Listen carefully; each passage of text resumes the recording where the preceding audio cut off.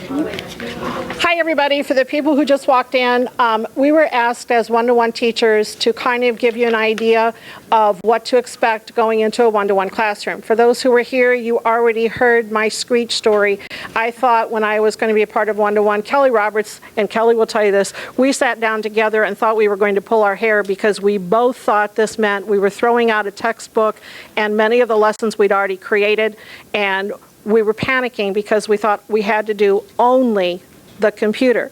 And the reality is you need to little by little incorporate the use of your computer into the things you do daily. We'll talk a little bit on this PowerPoint, which by the way Melville High School made. We're not going to take credit for it. We're going to give them the full credit because it does a good job.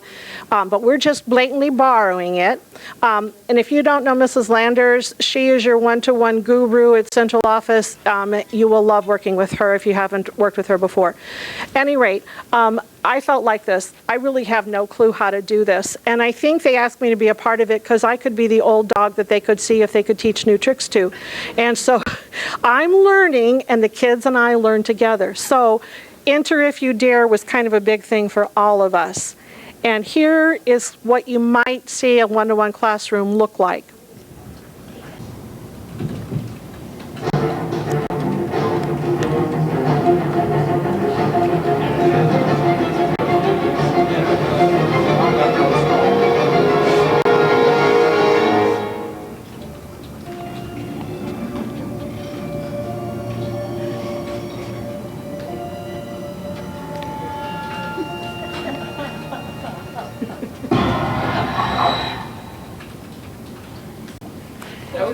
As you can see, it may or may not look like a classroom that you've seen previously.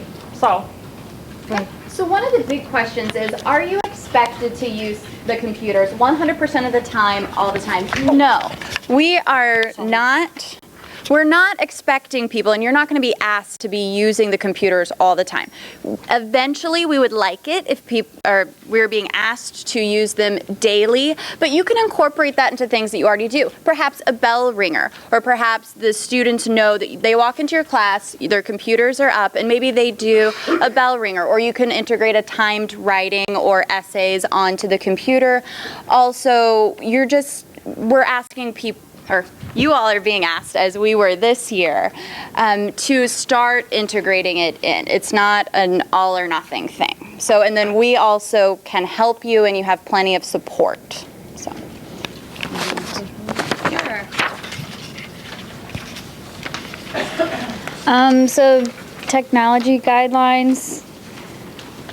They're going to sign an agreement at the beginning before they get their laptops that they have to have turned in. They don't really have privacy because we can even, I guess the IT guys can look at their computers at any time, but they installed LAN School on our teacher computers, so we can pull up what they're doing no matter where they're at. Like say I have them during lunch block, I can look at what they're doing during their lunch block even though they took it down to the cafeteria with them. I can still see what they're doing on it and block them from whatever I want to. I can make their screen go blank and all that cool stuff. Yeah, we don't have one up here. This is just for that. I don't know, firewalls, I'm not sure. I don't know what you want me to say about that. There's blocks and firewalls set up so that they cannot access certain things, even on their computers. Even when they take them at home, they still cannot access certain content that would be blocked at school. So they need to know that. Also, they have absolutely no privacy. So if they're sending any emails with their Melville School District Gmail account that are personal, the teachers, administration, as well as the IT people can see those emails. So they do need to understand that. We had a fun experience with that already this year. So. Okay. Also, lesson planning in a one-to-one classroom, content is really key. You're using this as a tool and also to bring more inquiry base, so the onus is getting a little bit more on the student. One of the goals just for yourself as a first-year one-to-one person is to use a new tool maybe per unit. So you're not trying to use everything all at once, but maybe if I'm going to use an English example, if we're teaching Kite Runner, maybe I'm going to use a Google Lit Trip for this specific unit. And then the next unit, when I'm teaching a compare and contrast paper, I'm going to use Google Docs for a peer review. If that makes sense. Okay. And then you could also survey students about what they like, what they don't like, because you're learning as well as they're learning as we're going with this. I'll do it. Thanks. Okay, so a lot of new technology or new terminology, a lot of things that it's going to sound like a whole bunch, but things that we've already been doing, like most of us do have Fusion pages, or we've at least heard about Fusion. That's going to be a very useful tool right now because you can post things, you can I put the review guide for the final up on Fusion. I didn't have to make copies. Same with my reading pages. They're accessible to the students. Saves a lot of extra paper that way.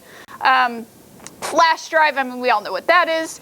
The one-to-one office is actually next door to the ISS room. And that's going to be where your students are going to need to be going if they have a problem with a computer. You'll have a special one-to-one tech office pass that they have to use to take their computer down, and basically it'll get switched with a working one so that they can come right back to class. The H drive is similar to what we use as teachers. The students all have an H drive. And then you're going to really want to become, and if that was the one thing I could recommend for the summer, is become more familiar with anything Google. Google Docs, Google Domain, Google Tools. I'm going to say I am not at all comfortable with them right now. I'm better than I was, but that's the thing that, especially even the teachers that aren't doing the laptop program, all of our emails go into Gmail. So it's going to be one of those things you really want to get comfortable with.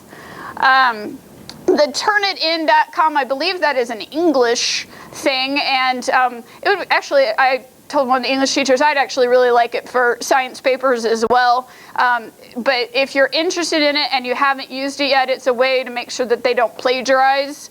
And I would suggest talking to an English teacher about that one. And then the printer locations. The students do have the ability to print straight from their laptop. Right now, it's that lovely black printer right on the corner of the library's desk. And as far as we know right now, that's where it's going to stay, but that may change, or we may get a second printer next year. But right now, it's the one right next to Mrs. Colburn's desk. Let me say something. Regarding the printer, I know one of the questions I had was there is a printer in one of the classrooms in which I teach. So I asked if we could connect to that so my students could print out some of their work during class and not have to come to the library. And when I asked that, Mark Fratto said, the concern is, let's say they're now working in their English class and they don't select the correct printer, all of a sudden their English is coming out in their math class, and therefore they don't know where they've printed it to, and that could become a headache. So right now they're going to centralize the location of the printers, and they've talked about maybe more than one, but for right now this is the printer here, and the kids have to come down and pick up their work. And that is a problem. They do need to print it out first and then come down and pick it up if it's due that day, rather than teachers sending it to a different printer or whatever. They need to be responsible for that. So that is part of what you need to teach them as far as your classroom procedures. Let's take the next one. Yeah, I was going to say, kind of the next one's already done. We pretty much already covered the next one, but they cannot hear enough that anything that they do on these computers is accessible by IT and by the school district. They need to really think twice before sending anything. We mentioned email. Really, really stress it to them. This is not just their own personal computer. It is not their family's computer. It is their computer for school use. Yes, ma'am? Is there an acceptable use policy that explains all of this? Yes, there is. Okay, so we don't have to remember all of this. Right. No, and I'll show you a couple of the documents where you can find them. There is a teacher handbook. There will be a parent-student handbook available to all those students who are receiving the computers. And again, I will share that link with you if you will let me know what your Gmail, your school Gmail account is. I will share that with you via my computer. Alicia shared it with me. There were several people who had worked on that to edit it and to create the document. So I will be happy to share that with you. Email me so that I know what your Gmail account is. Yes? To what degree are we expected to be policing them during lunch, during class, after lunch? Really not at lunch. Kelly mentioned that you could really see what they're doing within your class. You are semi-responsible for what they're doing, and you do need to be aware of it. We'll get to that. Classroom management. As you're dealing with classroom management, that's going to be one of the things that you're going to want to kind of decide in your room. Obviously, they can't do something that's prohibited by the acceptable use policy ever. But if you decide, there is a math game that they're done with their homework and they want to, be playing games, that's going to be part of your, classroom policy management. I know when my students are working on a lab on their computers, I have the LAN school up and I can just glance at the screen and make sure that they're not playing games before they get the work done. And I can also, it's really nice because I can see if, for example, if they're making a graph, I can see, their line's going the wrong direction. They've put the data in backwards, and so I can quickly correct them. So it's a nice way of catching things pretty fast. Now, LAN School has its issues, and I think that's going to have to be worked on for next year, but it is a really nice tool. It just lets you see everything at once. And it's not like we expect you to sit in front of your computer and just stare at your computer screen, but it's a nice way to keep an eye on everybody, especially when a lot of things are going on in the room. My reason has to do with to what degree are we expected? If the next day IT comes and said this kid was doing ABC during your class and I was doing writers conferences, I mean, it's hard to watch them. Oh, sure, Well, that's their responsibility to stay on So task. it's not Just like a it concern, is, we can use it as a yeah, just like it is at anything you do, it's their responsibility to be following along with what you're doing. I mean, it's unreasonable for you to be expected to watch every single computer, the whole time. The same responsibility you do without computers. So what are your students doing while you're conferencing? Are they, are they on task? Are they doing what they're supposed to? You have that teacher radar, and you can get a feeling if someone's on task or not. LAN School's going to help you out. do this next one? You can see if it's, incorporating the laptop. I don't know what usatestprep.com is. No, I don't Do I have to explain each of these things? No, just talk in general. Just give some ideas and maybe see how you use it. Yeah. I have no idea. That's what I was like, I don't know what all this stuff So if you continue and teach, but if you were, suspected that a student was, on a different website or whatever the whole time, then after classes, then you can still check and see what they've done. And then you have, you can say to their parents, like, that might be an issue that we need to address with a student and Are the consequences for inappropriate use spelled out like we have them for tardies and other things? So first time you're caught, it's this, second time you're caught, it's that? Are there? Okay. Yeah, it's basically your electronics abuse, and it's breaking. It's the same. It's breaking the acceptable use policy and whatever other electronics abuse. It would follow that. Okay. Ready? I know there's another question in Oh, there. I'm sorry. Does everybody get, what's it called, LAN school? Like, They installed LAN School on all of the computers that in the classrooms that have a one-to-one class. do you guys have it right now? Yes. Okay. They installed it a little bit later in the year, and then it didn't work super great for everyone. So Mark Fredo is the guy to call for that, and he'll come in and if there's any individual problems with any students, like one of my classes I couldn't see half of what the kids were doing, then he'll come in and fix it. It's a lot of trial and error at the beginning. Well, what you're going to benefit from, they were the pilot. All the trial and error happened with them. We're hoping that there's a lot less trial and error because we And if you a lot of it. if you have a projector in your room, and let's say you're walking around from person to person, and you can't see everybody's thing, you can also put it up on your projector off of your screen. And you can watch as you go. And that's And a then- great classroom management tool. Because if one of the kids is messing up, then all the kids are like, oh, look, Miss Hodges, at what that person's doing. And they'll And turn then on they each get other. completely embarrassed. They will turn on each other. Oh, yeah. I'm a student teacher. Who's next? All right, the next list is just kind of ideas you guys can take to use in your classroom. The first thing is projects. I know with projects I've done like PowerPoints, or like the kids will come up with a PowerPoint and present it to the class. They can do videos, you know, they can do their own videos at home with a friend and then show them in class. Those are a couple things I've done. I use Interact Math a lot because I'm a math teacher. But like we said earlier, you can have them do bell work or something like right at the beginning, kind of like a warm-up. Online interactive games, we've said that before. Fusion is a good one. I usually do some quizzes and stuff on Fusion page just to get them going, do a few questions. Yeah, I mean, the collaborative work among students, I usually, whenever I'm doing the PowerPoints, I usually have them work with a partner, so they're kind of working together, fixing each other's mistakes, so I think it's good for them to all work together.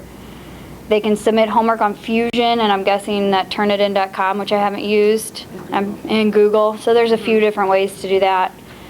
I'm not exactly sure what the USATestprep.com is. Does anybody know what that is? Melville has it. Melville has it? Okay. Because I was like, I'm not sure what that is. You can assess the students. I've used the, you know, the Byoa. So we use that and it grades it for you, and that's really easy to do. Yeah. Do you have That's how more? we're all probably giving our finals this year. With BYOA on. Yeah, No truthfully, it's been the best thing is you can do BYOA so quick, it grades it instantaneously, you got your grades.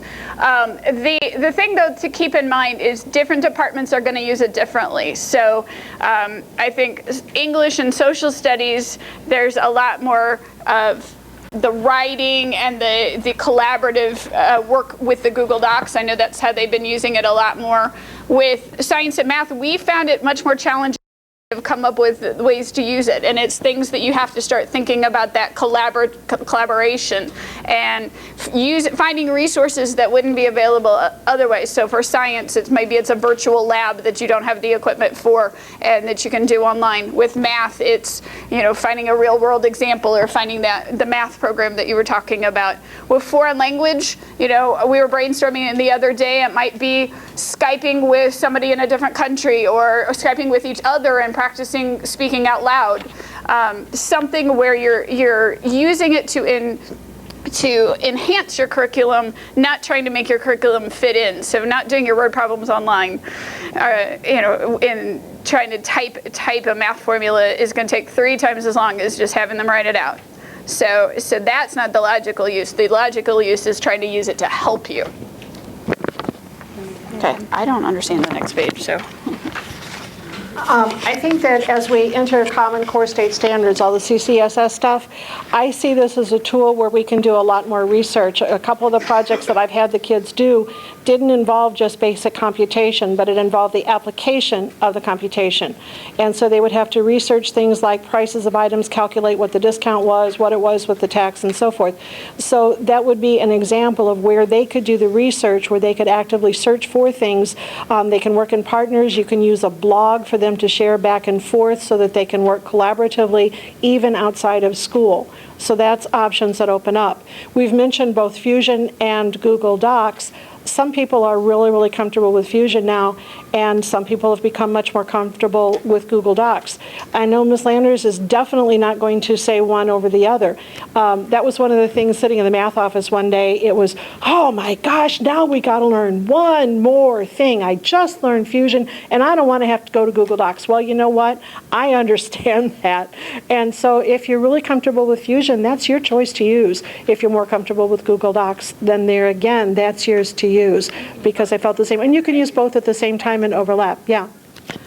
I can do classroom management. Oh, this next one shows just as a comparison of what the different tools do, and that may allow you to choose which one you prefer to use. And that's on your chart, on the handout there. And it just compares the different qualities of each of the different tools that we have to use. And look at that, determine what's going to work best for your situation. Those are all available to you.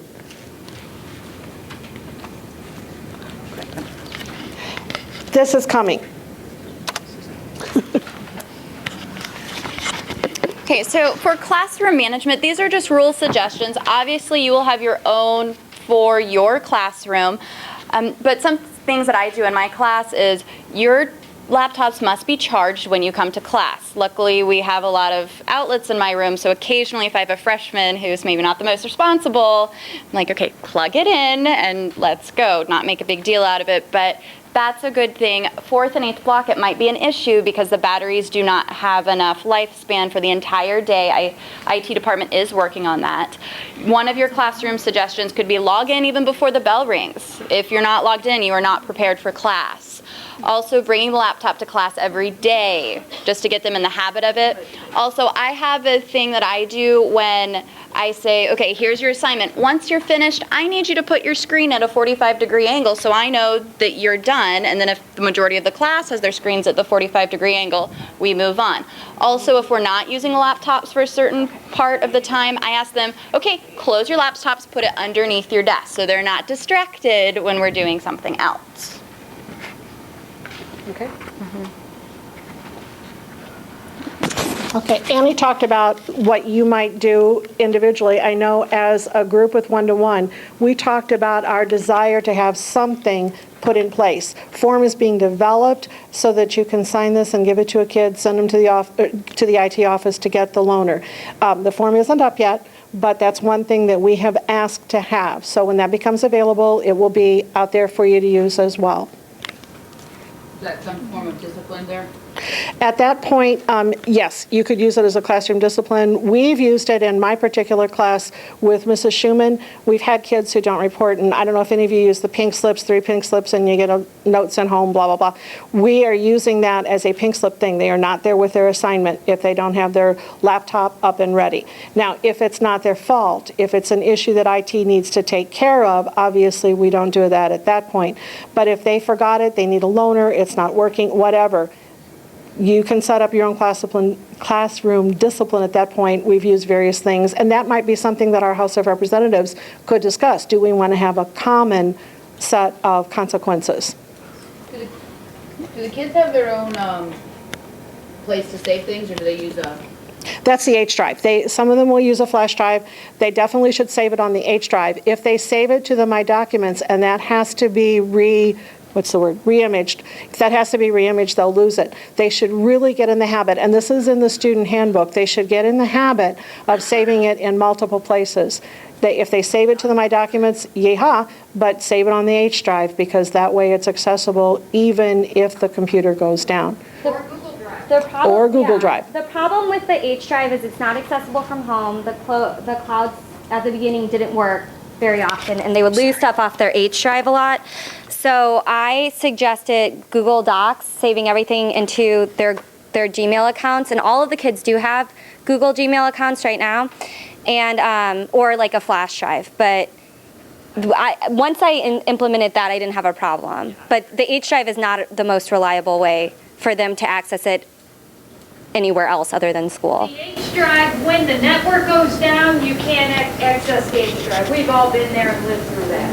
And so, but once the network is back up, the H drive is present and the work is still there because IT backs it up 2 times a day.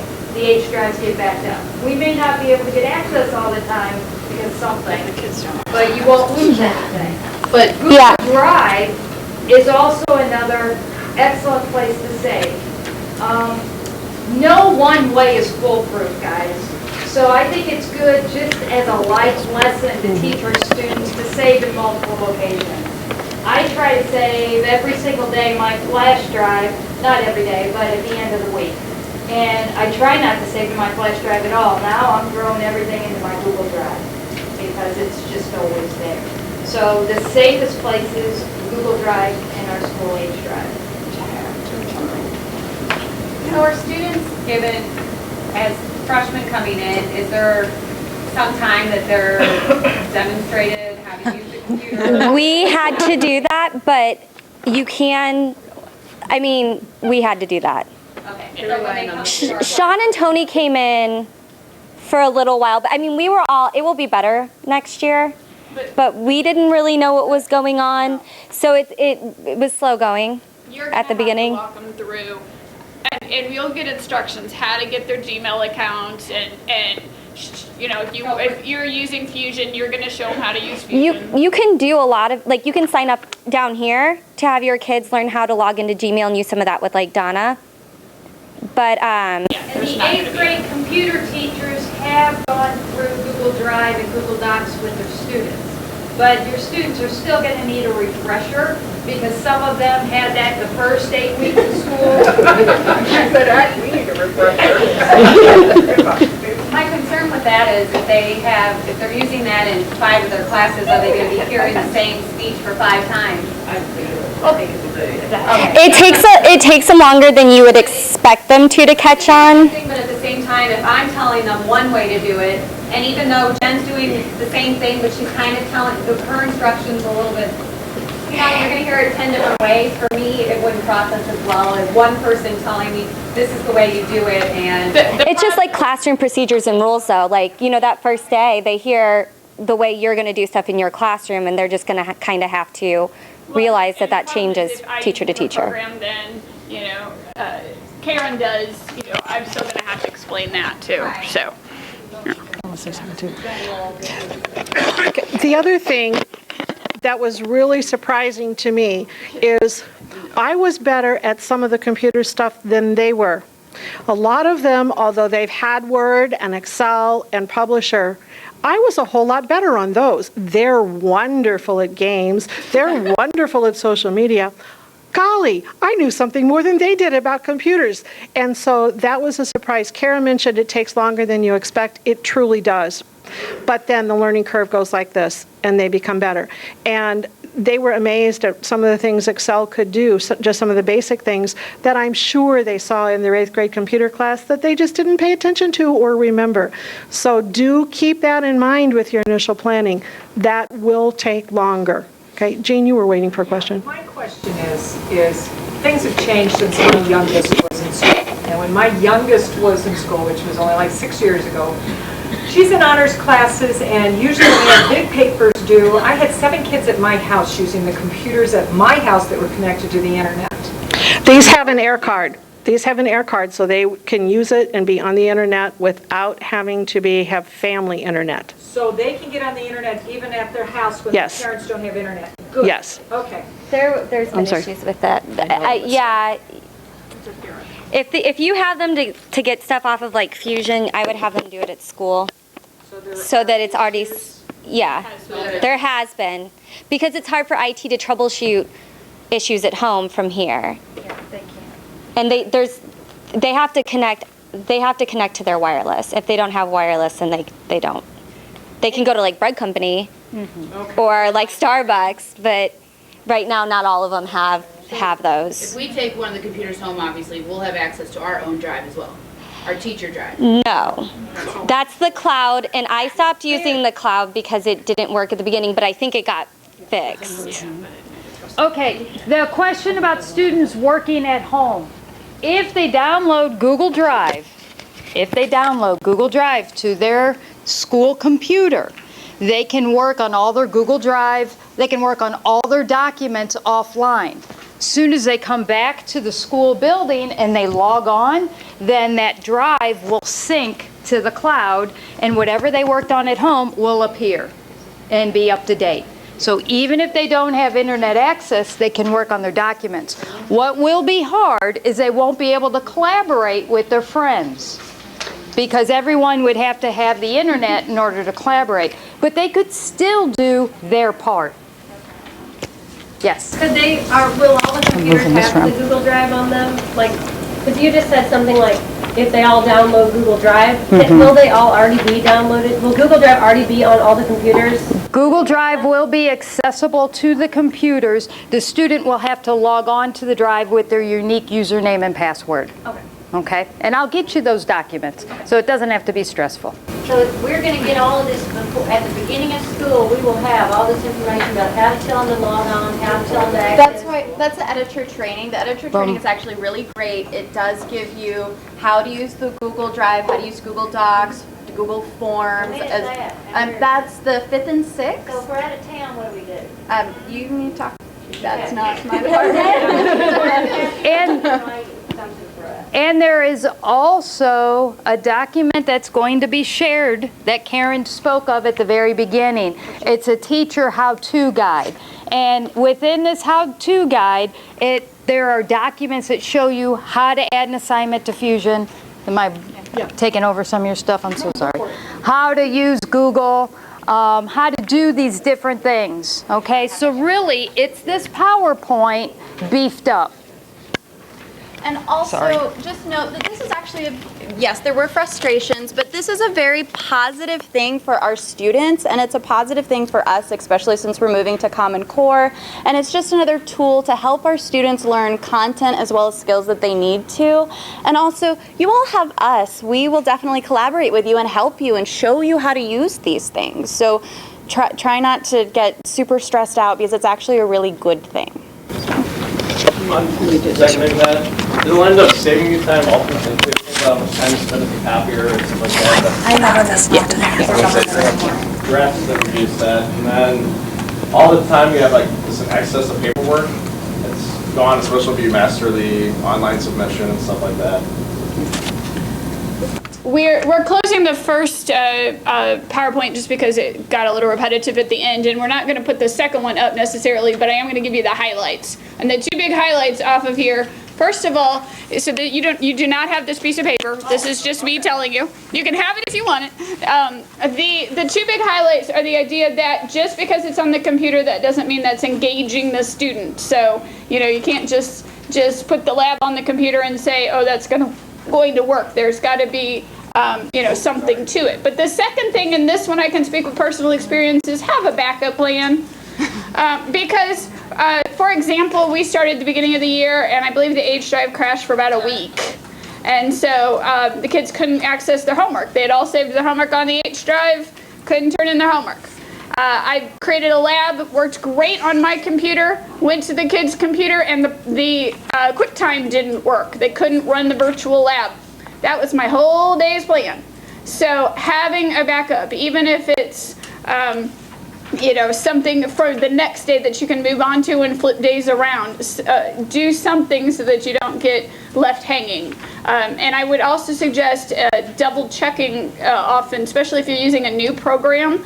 Have one of your kids log onto their computer and see if they can access it before you plan the whole class period around it. Make sure that that kind of thing works. And I just want to emphasize, they talk about digital natives and digital immigrants. I'm one of those digital immigrants. I probably have my toe on the digital shore. Maybe I have the ball of my foot there now after this year. I'm working to become a digital user and to become very proficient at it. Our kids appear to be digital natives. They've grown up with it, they've seen it, they're not afraid to try things. But again, they're really proficient in things other than what we may need them to be proficient in. So be prepared for that. That was the biggest shock to me. But I learned a lot from them by saying, guys, I don't know where to find this, and they would help me. So don't be afraid to be a learner with them. Let them teach you. And in the same way, let them teach each other. If you've got a kid who's really, really great on an Excel spreadsheet and that's what you're using, let that kid teach them, or have that set up as a group and they can collaborate with one another on a particular spreadsheet, or whatever your need is.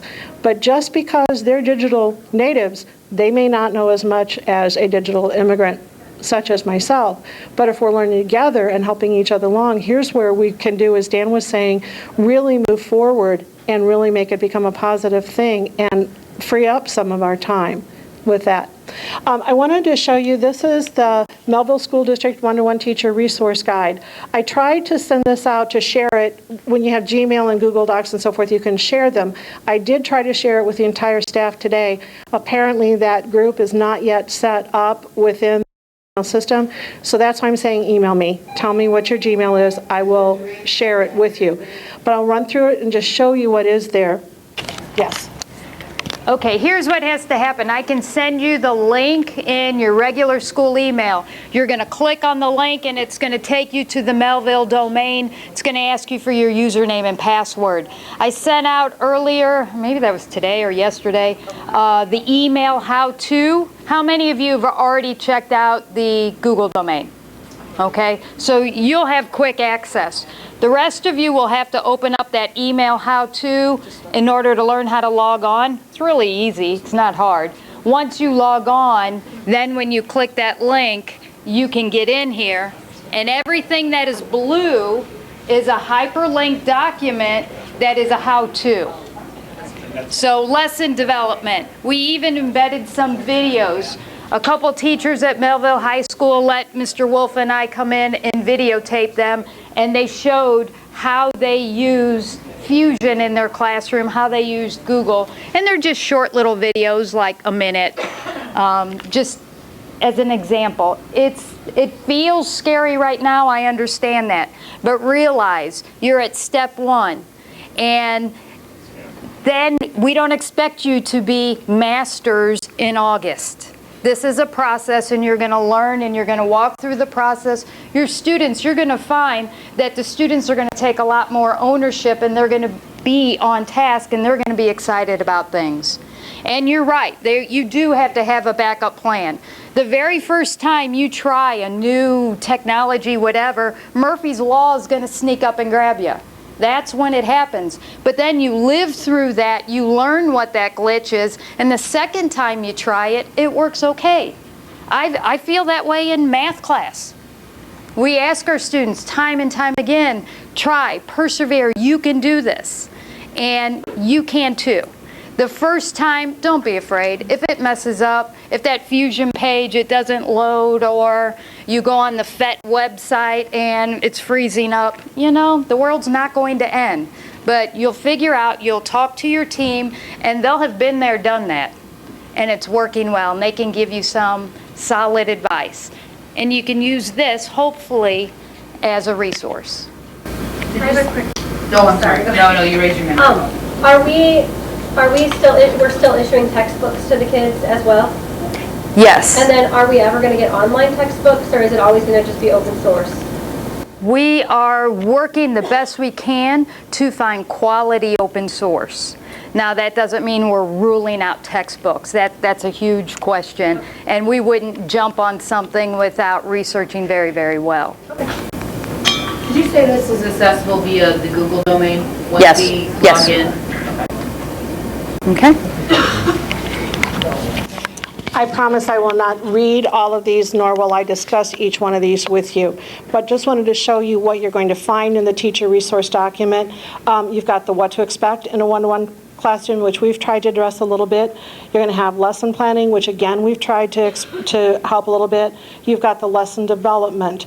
As Alicia said, these links, these blue links, will take you to documents that will help you do each of these things. Quick ways to incorporate it into your daily routine. I won't insult your intelligence by reading them to you, but they're there. Okay, here again is a little bit of definition and explanation and how teachers might use these versus how students might use these particular things that are available through our technology. We've got a comparison, the advantages and disadvantages of using H Drive, My Documents, and Google Drive, which we've discussed a little bit, but there is a table that was created by the group that put this together. Please teach your students email etiquette. Many of them are so used to the texting stuff, and they don't realize there's a difference between texting and emailing. And all caps is shouting. And if you mean to shout, like, congratulations, yeehaw, do it in all caps. But if you don't mean to shout, teach them email etiquette. There's your do's and don'ts. You can certainly give this to them. This will appear in the student parent handbook as well. Classroom management ideas, again, you just need to do what is right for you and your class. Some tips, some technology guidelines, those are all available in this document with appropriate links. Okay, here's what you need to know. Board Policy GBH. If you've never read board policies, if you get on the Melville School District website and you go down to the bottom right where the Board of Education is, there is a link to the Board of Education policies. It would be really interesting reading if you looked at Section G, because Section G refers to personnel things. You can find everything about leaves and, let's say, expectations, teacher expectations as an employee. And you can find board policy GBH. You really want to be familiar with those policies, particularly that one. And once again, there's a comparison chart of those things. So that's available to you as well, besides the little bitty one on the handout today. Okay.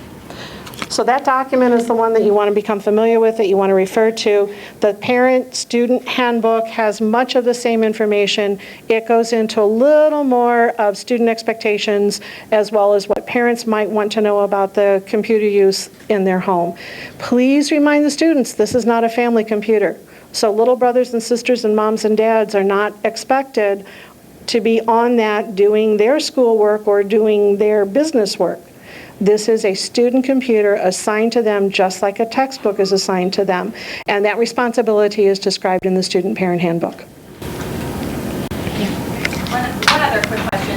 If we had mixed classes, how did you guys handle situations where you had 20 kids that had computers and then you have, a handful that do not? Did you just match them up with?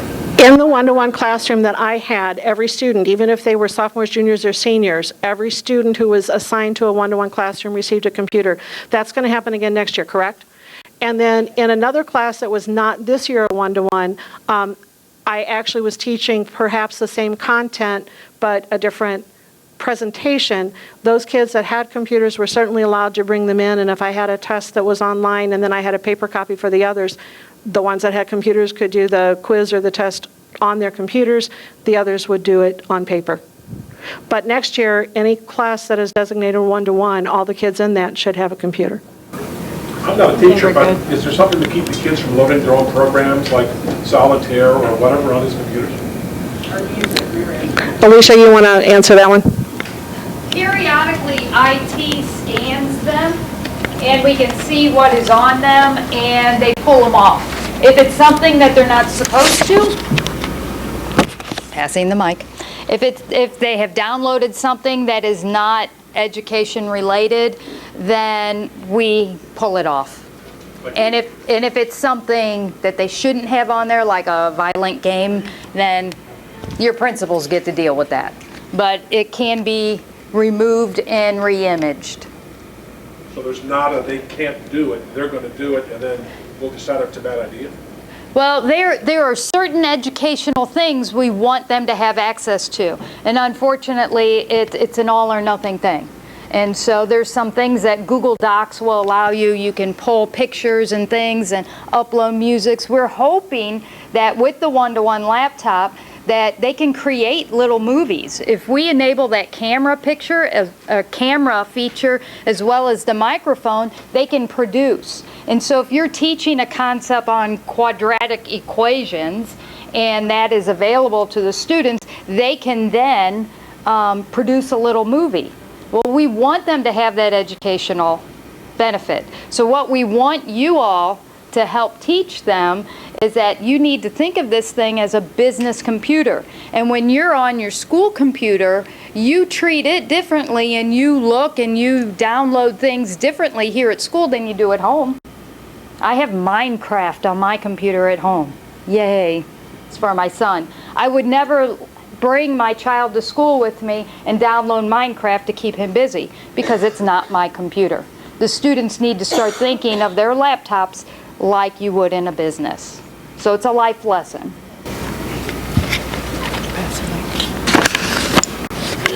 Jen? Is there one direction that we should be going for the benefit of the students? Like, I've had a lot of students say to me, I'm expected to check Moodle and Fusion and Google and, this and this and this every night. And, I think they're a little overwhelmed with, what's supposed to use the thing that we're most comfortable with, but they're expected to use 6 different things proficiently and, whatever. So is there one direction that we want to go to? If we're all starting off, should we be going to Fusion or should we be going to Google? If I were to be a prognosticator, I would say we probably ultimately want to get to Google.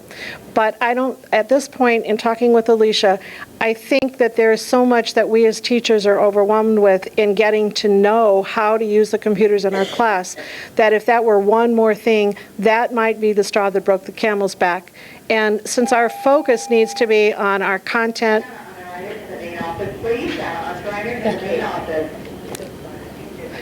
since our focus needs to be finding ways in which we can appropriately incorporate that technology in developing lessons and or units, I think that at this point, that's why the decision has been let the teacher choose what is best for that teacher, what they're most comfortable with.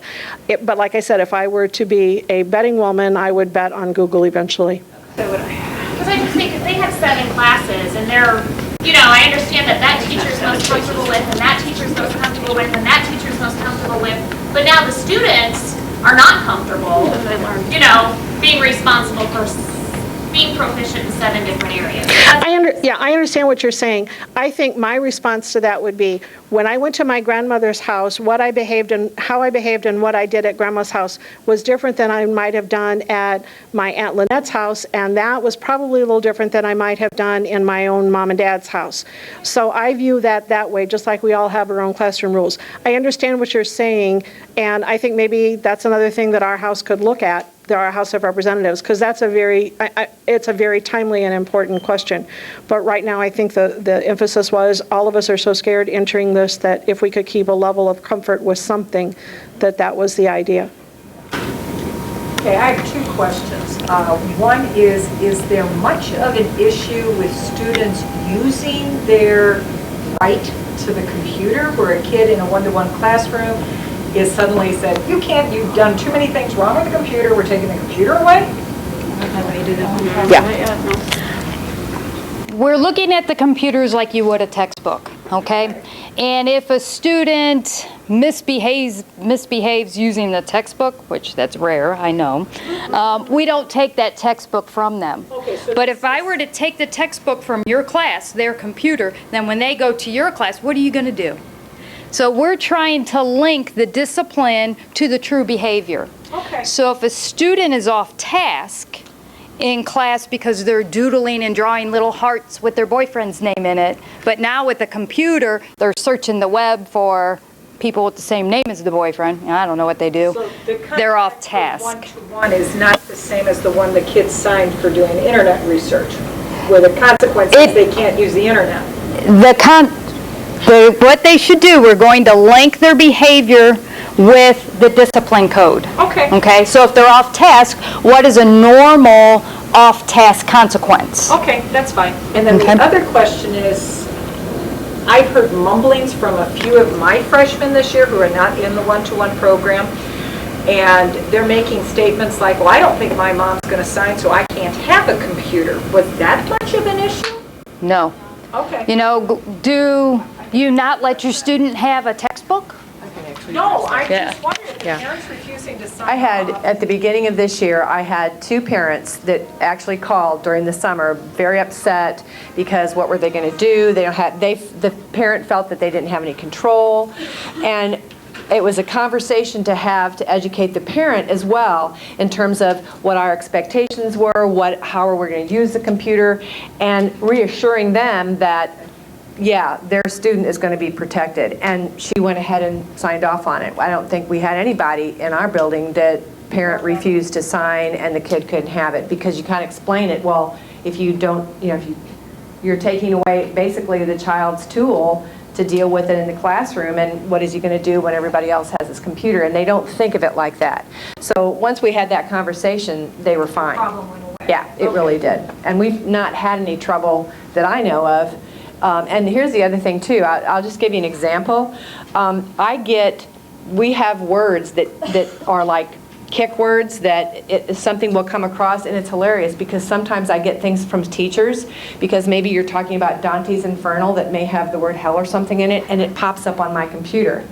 And it's kind of funny to me, but the kids, they don't realize that sometimes their private conversation, what they think is private, and they're saying some things that they would never say in front of me, and I'm reading it, so I call them down and I have them read it. The other day I was on my phone looking through things, oh, what's this? And so I read it, and I had the kid come down in the cafeteria, it was at lunch, and I said, see my phone? And he read it, his face turned 500 shades of red, and I said, you will never do this again, right?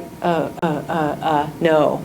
So, and he was totally apologetic, and I said, these are, once again, these are computers that are district computers. They are not your personal computers. And I think that you really need to hammer that it's not, yeah, it's their computer, they're responsible for it while they're here, but it's not theirs. It belongs to the district. And things that you put on it, we can see. It's like Big Brother's watching you type of thing. So, yeah. Yeah, we are. I'm looking at the clock, it's 3:15. The purpose of today was really to try to alleviate some fears, to let you know that we're here for you and there are resources there for you, to give you some things to start thinking about, just so you can start thinking about how you might incorporate it in your classroom. If you want to stay longer, I know I can, I don't know about anybody else, I can stay for a little while and answer questions individually. Please don't feel like you have to. I think Jan's got one more thing before you go. Okay, I did put out earlier that there was going to be, we're in contract with Editure, which is the professional development company that deals with training. That's when we talk about Editure. They're the professional development company that comes in and pretty much trains everybody, and they come back in over the course of the year. They make classroom visits, and then you guys have cooperative time and collaborative time together. So when I sent that out, it was my misunderstanding too. August 5th and 6th is the first training. Now, it is not full days. So on August 5th, English is from 8 a.m. till 11 p.m. Starts to 11. So it's in the morning, 8 to 11 a.m. All right. Those of you that have been given a nod, and here's what also my misunderstanding. We only have 50 slots. So the core, and then I have some dabbled science, foreign language and some health. And that's why you all are here. And then you also have some folks in your department who pretty much know what they're doing as well. So those people who are going to be in foreign language, you might want to do that English. It may make more sense because they try to group this according to subject, and I felt like that foreign language might group well with English in terms of what they're doing. Then science on August 5th is in the PM, and that will be probably from 1 to 3. Is that correct? And then health folks, that may be where you guys want to light. That might be, now you can make it your own mind. You guys can kind of filter, and I just thought that might be a place for you to go. And then on August 6th, then social studies is in the AM from 8 to 11 a.m., and math is in the PM from 1 to 3. And they are subject specific, so there are some general type things in training that you have, but then they also try to make it more subject specific so that it makes a little bit more sense. On one day? So we only come 3. one day? Or You only come on math. prior year? Is it 1 to 4 then? 1 to 4 then? Is it, I don't know, 8 to 11 is 3 hours. Yeah, and then 1 to 3 is 2. I know.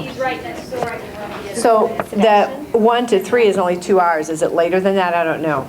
8 to 11 is 3 hours. Are they 3-hour slots? They are 3-hour slots. Okay, we will for sure get the exact times. I'll work with Lee, and I'll send that out too. Whether it's, right after school's out, we'll get you the exact time through email. Mrs. Coleman, when are they going to get their laptops? Alicia?